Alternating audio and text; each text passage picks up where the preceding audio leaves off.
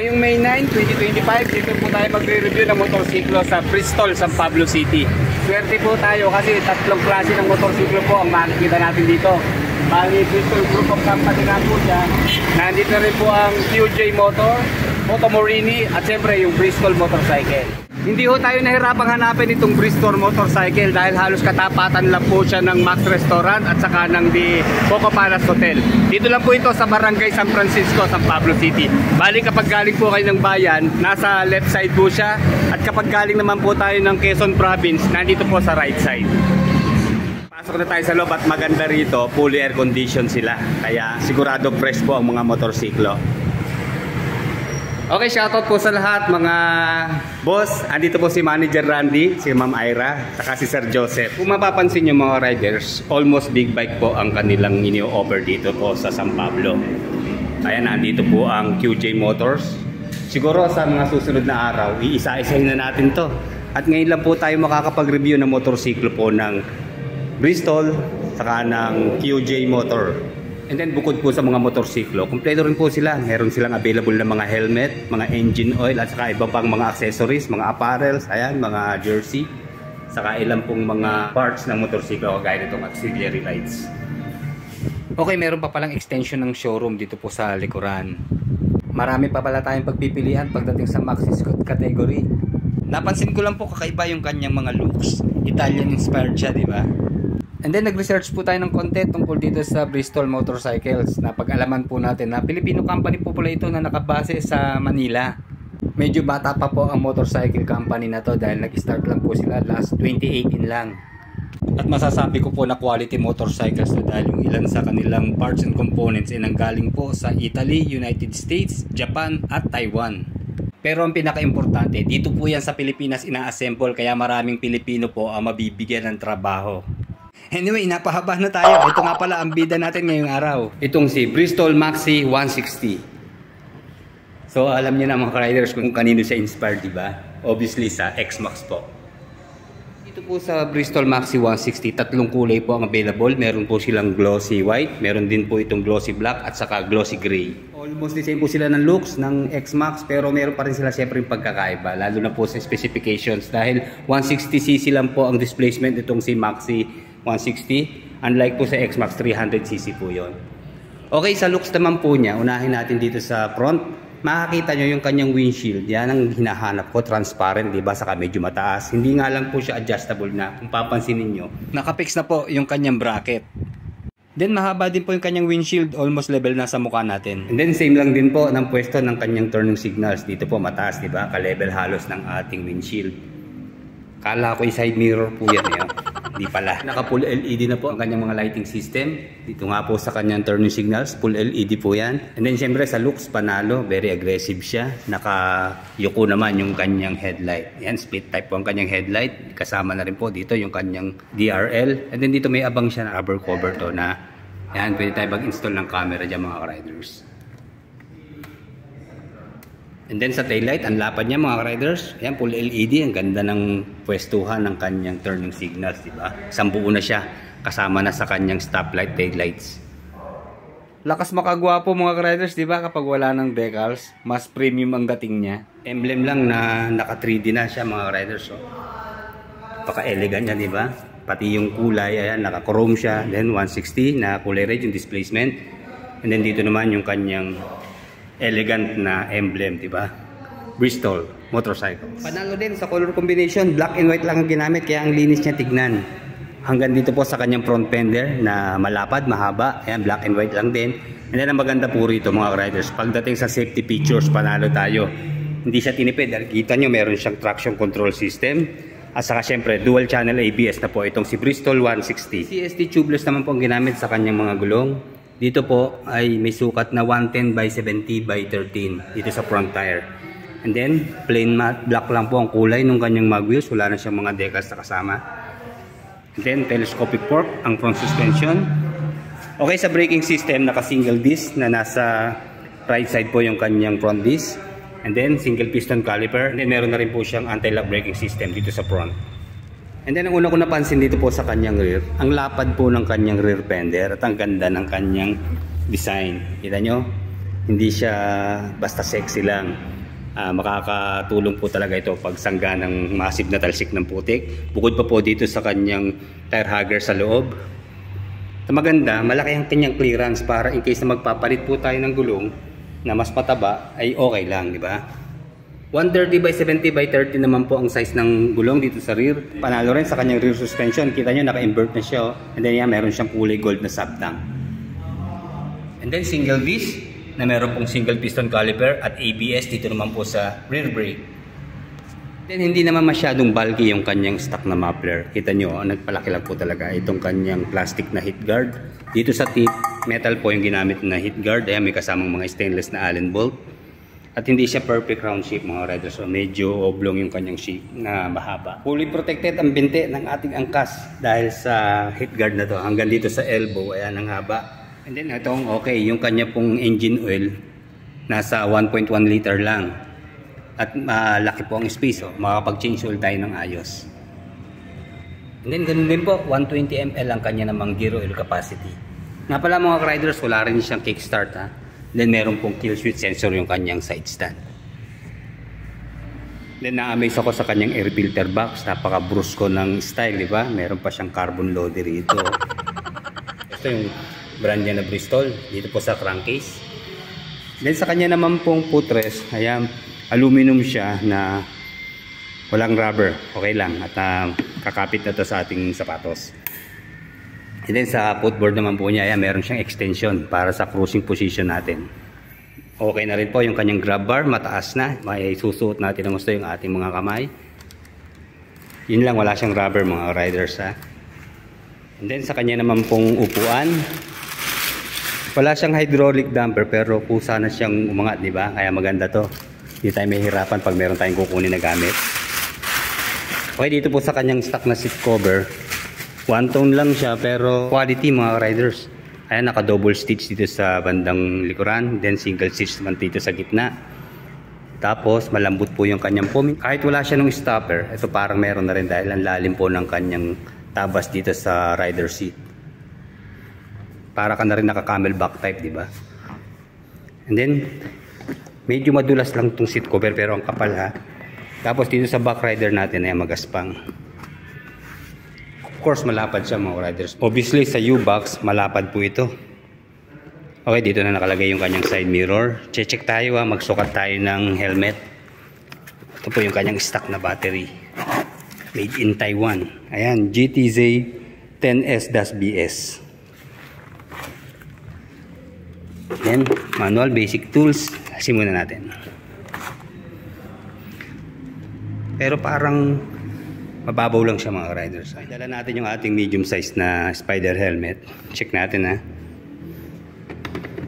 Okay, hindi ho pwede mga riders. So, obviously maliit ang kanyang U-Box.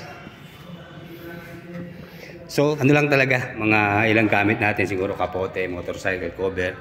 Ang the best dito, palagay tayo ng top box bracket para makapaglagay po tayo ng top box. And then malaki po yung kanyang fuel tank capacity, nasa 13 liters.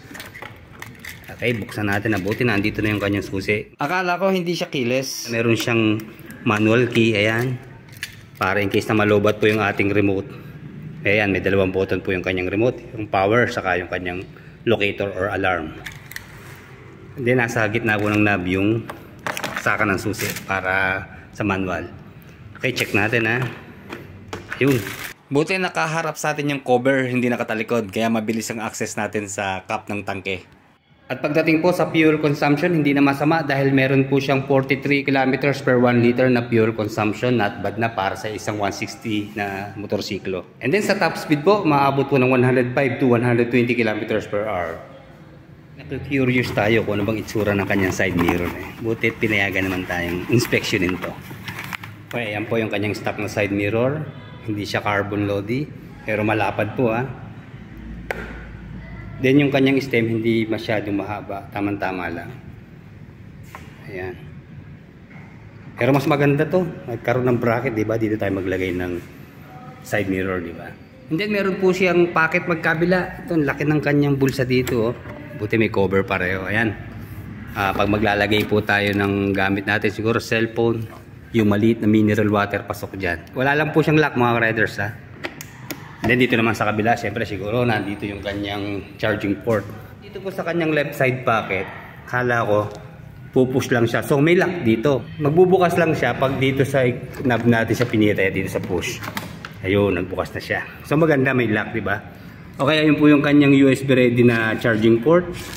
Then malalim din naman siya. Check nga natin kung pasok. Ayun, yun lang. Medyo mahaba tong cellphone natin Pasok naman, eksakto. Ayan. Then, pihit para left para mabuksan. Ayan. Okay. Guro kahit dalawa, pwede pa. And then, dito naman tayo sa kanyang handlebar. Kita nyo, lapad niya. Then, meron pa siyang bakal na bar end. Pero maganda, yung position niya, malapit sa rider. Kaya hindi tayo mahihirapan. Kahit short arm tayo. Okay, sa kanya po mga switches and button, unique din. Ayan, meron po siya ditong passing light. And then yung kanya pong control ng ating digital panel. Ayan yung kanyang enter, select. Then makikita nyo, meron siyang backlight dito. Hindi lang natin alam kung anong kulay ng backlight kasi hindi pa po activated And then yung kanya pong high beam low beam sign, turning signals, horn. Dito sa kabila naman po, ayan, meron siyang idling stop din. Para in case na tayo po ay mapatraffic o sana po magsha-shutdown ng ating engine, makakatipid tayo ng gas, lalo sa traffic. And then ito yung kanyang activation po ng TCS. Switch po ng headlight, DRL, switch off, and then electric starter, push button. And then malaking tulong po na ginawa ng division yung kanyang panel. Kasi alam nyo, pag masyadong malaki, para tayo may television sa harap, diba? Kailangan lang naman natin yung importante detalye. Kaya dito buti maliit lang para hindi makaabala sa focus natin sa pagmamaneho. Maliit lang yung kanyang sukat. Siguro mga 2x4 inches po yung sukat dito sa panel sa baba. Dito naman sa taas mga 1 inch by 4 inches. Medyo may kabigatan po siya. Sa kanya pong curved weight, tumitimbang po ito ng 137.6 kilos. Then meron po siyang 130mm na ground clearance at 746mm na seat height. Kaya sa tingin ko kahit tayo ay short rider, magiging komportable po tayo dito. Ayan po ang kanyang forma kapag naka-side stand. No problem naman, di ba? Wala nang adjustment na kailangan gawin sa kanyang side stand.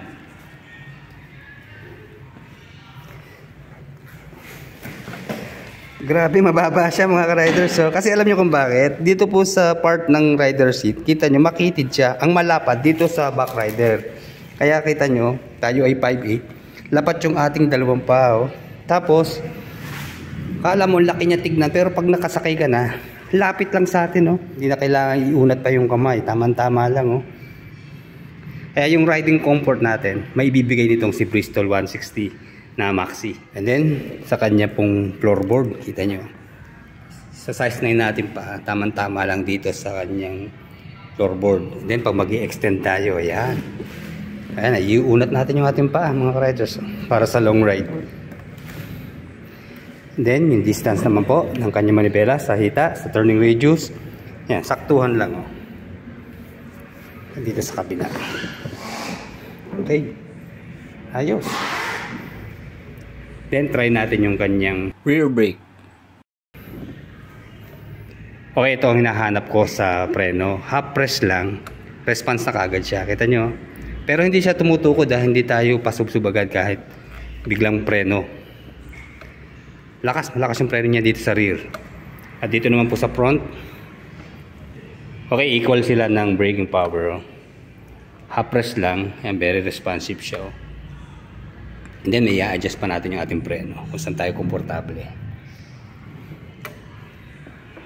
Okay, panalo pagdating sa preno. Lalo't naka dual channel ABS siya at meron pa siyang traction control system. Yun lang sa suspension, naninibago ko. Siguro dahil sa bigat niya, hindi natin masyadong mapil yung response ng suspension.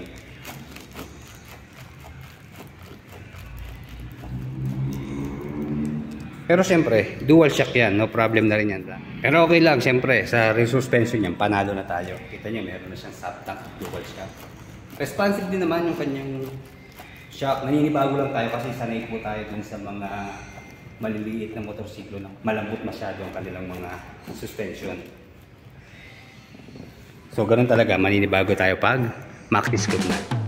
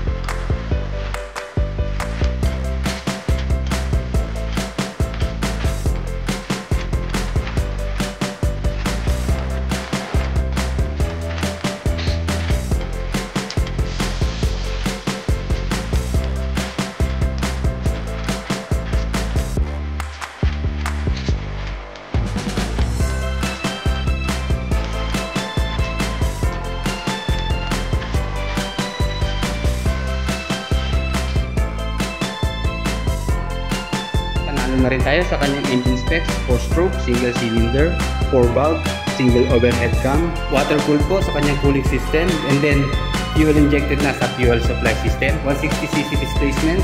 Panalo rin sa performance, meron po siya maximum power na 15.8 horsepower at 8,500 RPM and 14.7 Nm of torque at 6,500 RPM. Para naman po sa updated price nitong si Bristol Maxi 160 ngayong May 9, 2025. Tutulungan po tayo ni Sir Joseph. Sir, good morning po ah. Siya po yung sales associate dito sa Bristol Motorcycle ng San Pablo.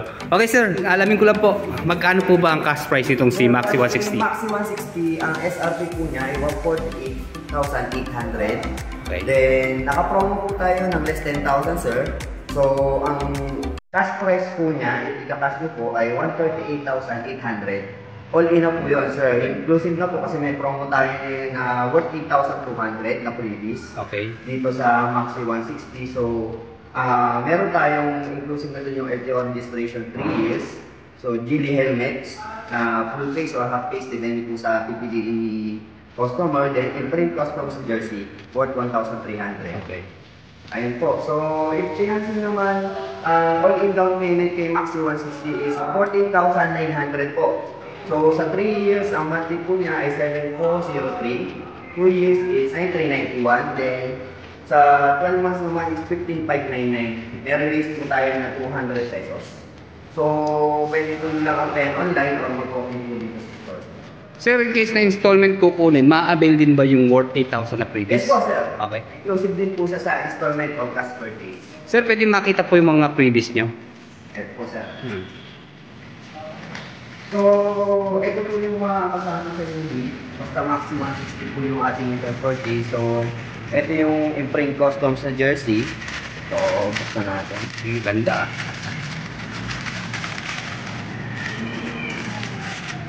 Sir. At may kasama rin siyang sticker ni Bristol. Okay. Next imprint customs. Tingnan mo natin. Yes, sir. So, ito, makukuha nyo ito pagka nagka-building ng Maxi 160. Then, okay, dito ang gusto ko eh. Original talaga ng Geely helmet. Helmet, sir. Worth 3,500. Okay. Full face po ito. Mamimili po kayo dito. If ever, halimbawa naman na ang napili niyong helmet is sobra doon sa designated na 8.2, kung willing naman kayong mag-add, Add cash na lang. Add na lang po if mag-excess ng 8,200 yung mag-add. Sa mga interested po mag-avail ng Maxi 160, located po kami sa mga Highway, Barangay San Francisco, San Pablo, Laguna. Tapat po na Coco Palace Hotel at kami ng Oil Gas Station. Kung busy naman kayo at hindi kayo makapag-walk sa store, may Facebook page po kami. Pwede kayo mag-message then mag-apply online. So kung may queries, mga tanong, feel free to contact po yung page namin. 0936-261-6235, sir. Pwede po silang tumawag, mag-text, sasagutin po kami agad, sir. Contact na lang. Okay, maraming salamat sir sa information ha. Laking tulong po sa mga nagka-canvas. Sige, salamat sir. Ayan mga riders, ang dami na naman natin pagpipili ang brand ng motorsiklo. Kaya dito po sa Bristol, panalo na rin tayo. Okay, like, comment, and subscribe sa ating channel. Salamat po.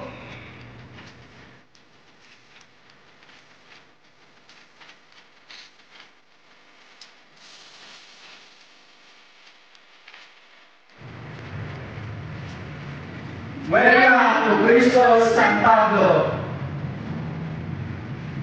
Okay, thank you po mga sir ha. Ma'am.